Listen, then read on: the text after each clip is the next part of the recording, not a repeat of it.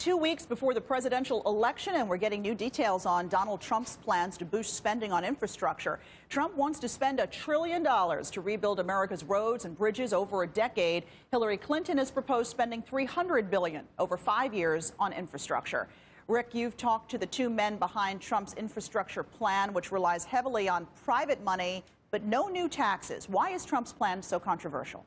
Well, Trump wants to move to sort of a privatization model for certain types of infrastructure, not every road in the United States, but big projects that might be risky in terms of the cost. Can you keep the cost on target?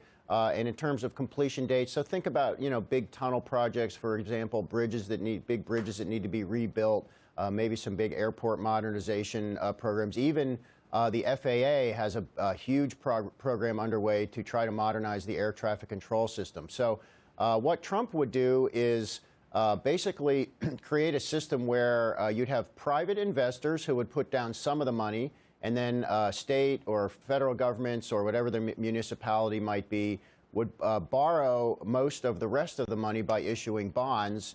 And that's how you'd come up with the money. So there would be this ownership stake. They might have about 1/6. These private owners and investors, institutional investors, probably would have about 1/6 of a stake in these big projects, and that means they would have to get some revenue from it. So this would only apply where you've got tolls for toll roads, for example, or an airport where there are user fees.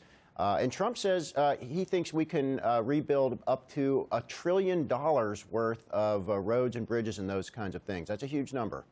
Yeah, that is a huge number, and I see by what you're talking about with the tolls, it means we, the people, will be paying for it as well. All right. Yep. What are the chances either Clinton or Trump's infrastructure plans actually get through Congress, though? That's the obvious question, and this is kind of one of those curious things. I mean, it's almost like everybody agrees we need to do a better job of rebuilding aging infrastructure. I'm skeptical when I hear some analysts say the country's falling apart, our roads and bridges are completely crumbling. I think that's an overstatement. I think we're not quite in that bad a shape.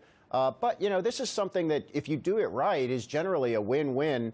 When you rebuild or improve infrastructure, you're actually making the economy work better. And of course, it takes jobs and spending to get that done. So with infrastructure, you do have to be careful. If everybody thinks if you just create these big stimulus programs, rebuild a lot of roads, that somehow creates all these new jobs. You have to be a little careful, because if you do that when employment is pretty strong, you can end up taking people away from other industries that actually need those workers, such as construction. So you don't want to just have a huge stimulus program like this when the economy is pretty good. But if you do it in a measured way over time, this is generally a good thing.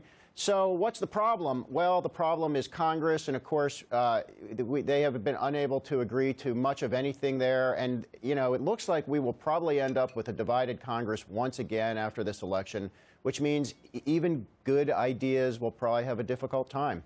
All right, Rick Newman, we'll leave it there. Thanks so much. Sure thing.